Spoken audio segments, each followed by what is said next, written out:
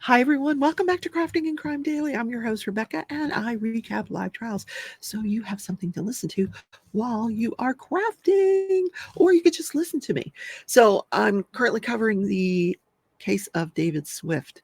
He's on trial for the murder of his wife, Karen Smith. But before I get there, I just have to tell you, I know Chad Daybell's over. I get it.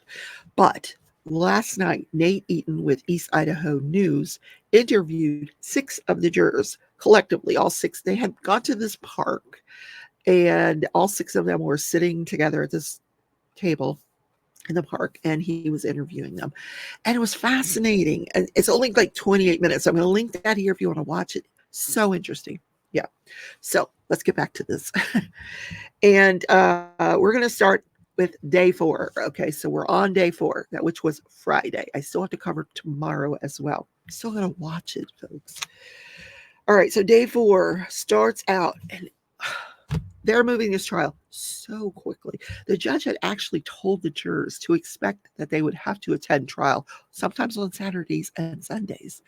But partway through the day, he tells them, okay, not this weekend, because they had 11 witnesses on before lunch. 11 witnesses. Boom, boom, boom. So I'm going to talk about the testimony, but I'm going to do this a little out of order. I want to put the last witness first. The last witness was an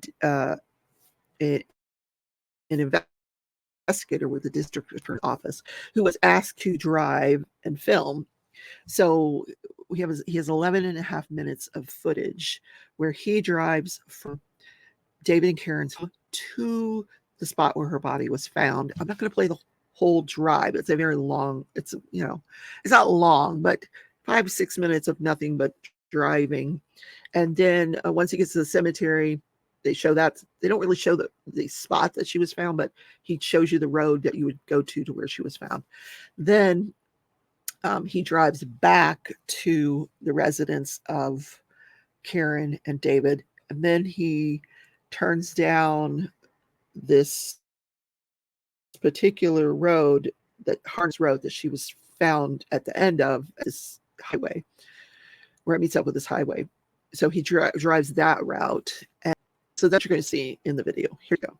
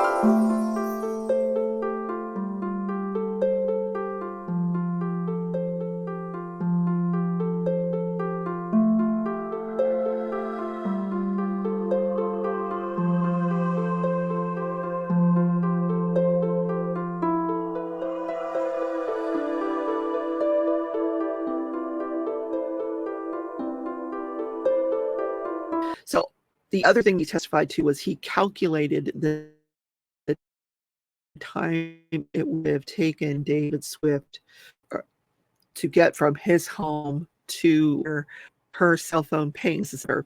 And it would have been anywhere from 20 to 25 minutes, depending on 3 different routes he could have taken to get there. So round trip, about 42 to 50 minutes round trip. He didn't drive that part, obviously, but yeah, that was his testimony. So that'll give you some context to some other things. I'm going to talk about all these different neighbors and stuff. So the first witness was a tire expert. This man had worked for Goodyear for 30 years as a quality assurance person. So he's making sure all these tires are, not failing. And if they failed, he had to figure out why they were failing. So after he retired, he went to work for this company that actually their job is to examine tires for why they failed. In terms of accidents or like this, flat tire associated with a murder. So where you would have to appear in court and testify. So I was fascinated because I've never seen a tire expert. So what he had to say was he found a screw. It's about 1.5 inch screw. And he said this was not pushed in or hammered in. This was manually screwed in, like with a screwdriver. But it didn't penetrate far enough to get through the steel belts. And he talked about how there's layers of these steel belts in a tire. So it was leaking air, but not at a very rapid rate. So he said this tire failed because of over deflection, which means when a tire gets low on air pressure, it heats up, and it's generating heat, and it just degrades the tire within seconds. I've had it happen. Trust me. So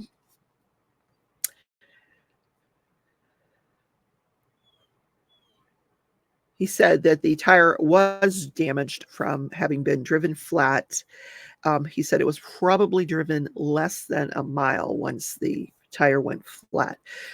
He said this tire had no manufacturer defects. It had nothing to do with the manufacturer causing this tire failure, just the over deflection. Now, he said with the amount of air the screw would have caused to be leaking, it would have taken 20 to 30 miles to deflate this tire.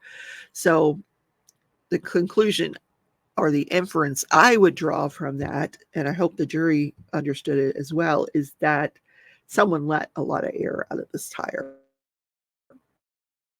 and then put the screw in to make it look like she had run over a screw, and that's what caused the accident. Not the accident, but the flat tire. Then we heard from a guy named Jason Creasy. Now, he was very interesting. This is the divorce lawyer that Karen Swift hired with the money that was lent to her by Bill and Kathy Bana. So she goes to him first week of October. He files his petition on her behalf for divorce on October 10th. And it was served on David Swift. Here's how it was served. Karen made copies of it and left that for David.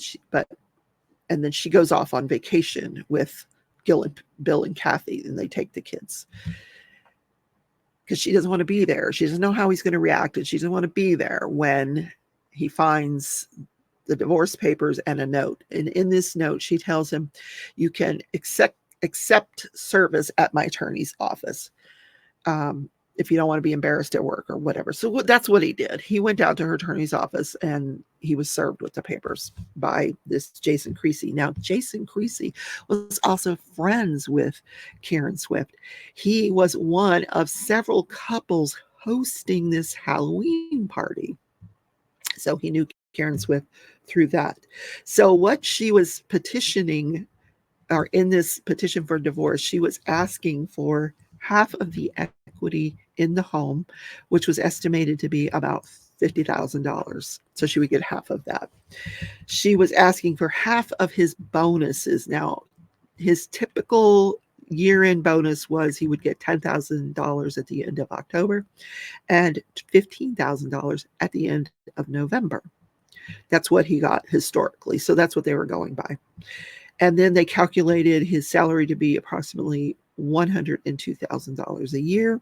So taking into account insurance for the children, he would have to pay $1,408 of child support every month for Ashley and Keeley. Now, the boys are older, so they weren't asking for that.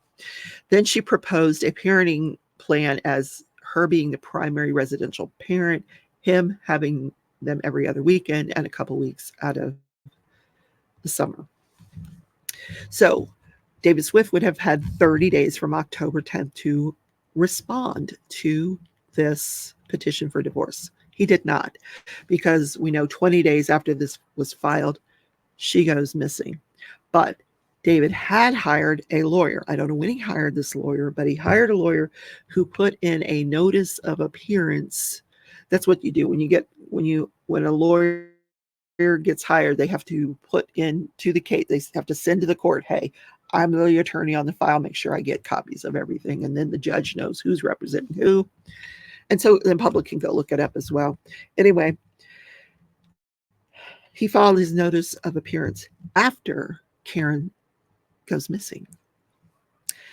So this lawyer decides, I'm going to take his deposition, David Swift's deposition. So he notices him for deposition on November 20th because my client's missing and I had questions. It didn't happen. The deposition didn't happen. And her body is discovered early December out by a cemetery. So the next person on the stand was a guy named Jerry Harris. He was one of the neighbors, and he had hay bales on his property. And Karen and David had called him to ask if they could borrow some of these hay bales because they were going to had this bonfire the night before the Halloween party. Halloween party was on Saturday night. Friday night, Karen and David host this bonfire, community bonfire, where everybody comes and David is giving the kids hay rides with these bales of hay. So they go over on Thursday. David, Karen, and the kids, they go over there and they pick up 7 or 8 hay bales, each about 75 to 80 pounds. And then on Saturday, they returned. David and Keeley returned the 7 to 8 hay bales. Mr. Harris did not see David using crutches, and he was loading and unloading these heavy hay bales. So then the next person is a woman named Kim Price. These people were just like coming out of the woodwork, I think. I knew him. Let me call. Hey, I knew him. I met that guy. She met David at a skating rink.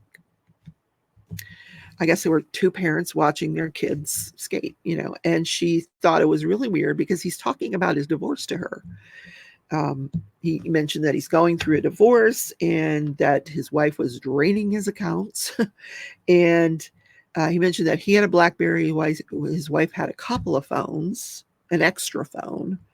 And she said he was using crutches when she saw him. Then we hear from the neighbor, Mrs. Porter. She, if you saw in the video, when you saw his house and when they turn onto Harness Road, and then they showed you where not when they turned, when they got back to his house on the video and they start heading towards where her vehicle was found at that highway intersection of the highway and Harness Road. She lives right there. And she lives in a house in a barn, is what she said. I'm in a barn. It's metal. It's very echoey.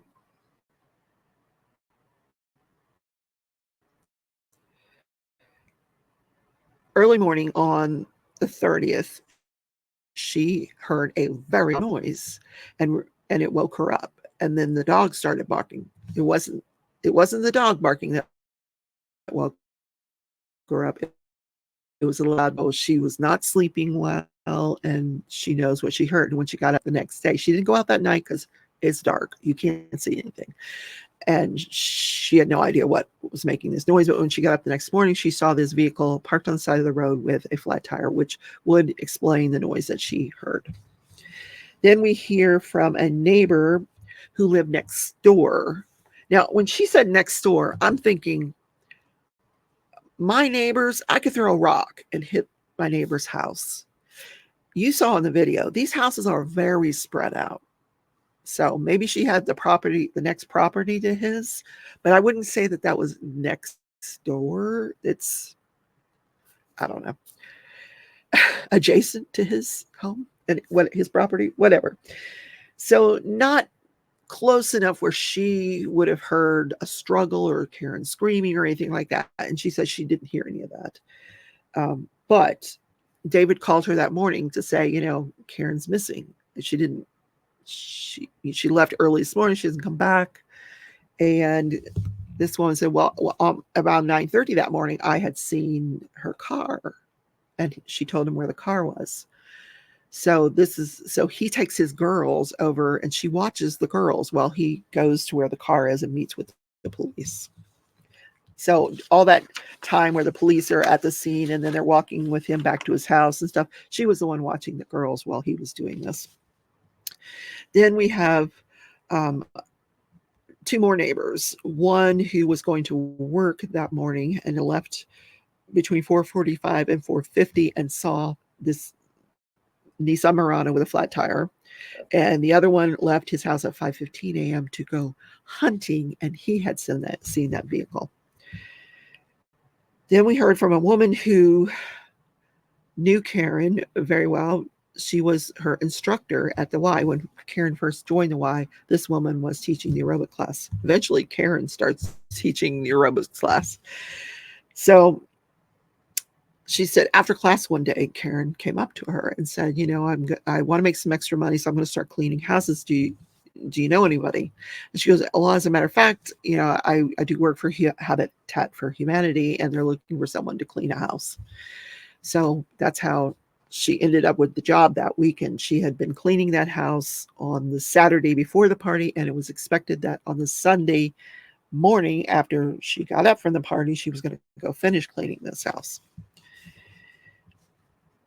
Then we hear from a guy named Jamie Guerrier. He said that he explained to the jury that his daughter-in-law is very close friends with Karen Swift. And then he was asked, did he have a romantic relationship with Karen Swift? And he said, no. I don't know what prompted that question. I'd love to know. But he said, no, she did spend nights at my house, but it was when my daughter-in-law was there and her kids were with her. Okay, then we have another witness named Mike Smith who testifies.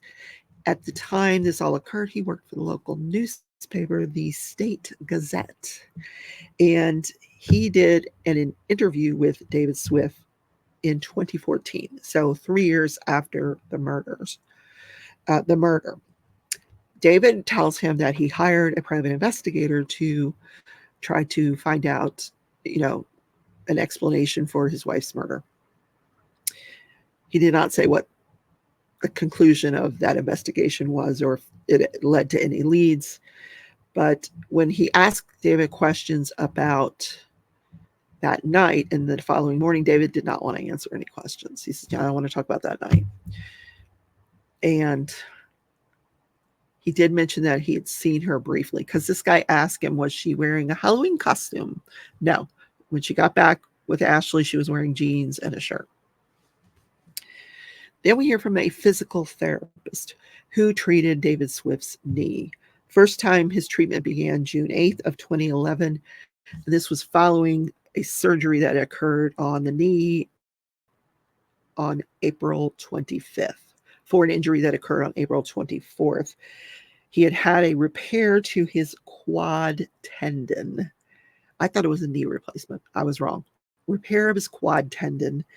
He said that's a tendon that runs above the kneecap. And So he got him almost to full function, but he wasn't quite there before he stopped going to physical therapy. And then he re-injures this knee on October 25th. And he goes in to see the physical therapist. He has to fill out another form saying, what are his limitations? What can you do? What are you having difficulty with? That kind of thing. And he was pretty much having difficulty with everything. So this guy was asked to describe what his physical ability would have been that weekend, the 28th, the 29th, and the 30th. And he said he would have had the physical ability to drag a 125-pound body about 75 yards. He says, not all at once. He would have had to take several breaks. He would have been in a great deal of pain. And, but could he do it? Yeah, he could do it. He didn't even talk about motivation. Like if somebody motivated to do something, oh yeah, you can do it. You muster up the strength. Then we hear from 2 different DNA analysts who tested different things. Now I'm thinking, okay, here comes the smoking gun. No. So the first one is a forensic lab supervisor from the Tennessee Bureau of Investigation. She said she tested shoes, a comforter, a dumbbell, boots, and the panties that Karen Swift had on that were down to her thighs when she was found. None of these resulted in any DNA. Everybody was excluded. There was a whole list of people who they had DNA samples from that were excluded. And those people included David Swift, the defendant, Bill, and Kathy Bana. So nobody's DNA was on any of these things. Then the second DNA analyst came on, and he had tested A through W stains or swabs from the outside of this Nissan Murano. So he just went to different places, like the door handles and trunk where you would lift it up, and different places. And then he tested each of those samples for blood. There were, he says, 5, 6 that were presumptive positive for blood, but none of them contained any human DNA, or he actually couldn't tell if it was human or not, so he didn't take the test any further. Then he was asked to examine a hammer, and there was something on there, on the hammer, a stain that was not presumptive positive for blood, so no other testing was done. Then from the inside of the Murano, he tested sunglasses, steering wheel, gear shift, turn signal, some cell phones. 3 sets of DNA came out of all those tests, Karen's and 2 unknown females. Now, he was asked, could those have been her daughters? You didn't have samples of her daughters. No. And he goes, I didn't even realize she had 2 daughters. So he said that could be an explanation for the 2 unknown females. So David was ruled out of inside and outside. Well, yeah, I mean, they didn't find it. I guess, did he wear gloves? I don't know. Then this guy tested the fingernail clippings from, on the autopsy, they always take fingernail clippings in case there was a struggle and she was scratching or whatever. No blood. And the only DNA he found was Karen's. Then he was asked to test a sledgehammer, and everybody was excluded from the sledgehammer. Karen, David, Bill, and Kathy. No DNA. So no smoking gun. Nope. Okay. That's it. Crazy, huh? So I still have day 5 to cover, and I will cover that for you tomorrow. I'm still a day behind. So this testimony that I just went through was Friday. Tomorrow I'll cover Monday. Hopefully over the weekend I'll get caught up. Anyway, have a wonderful day, everybody. Let me know in the comments what you think of this testimony so far. Have you heard anything that convinces you beyond a reasonable doubt that this guy killed his wife? I haven't heard anything. So take care, everybody. Bye.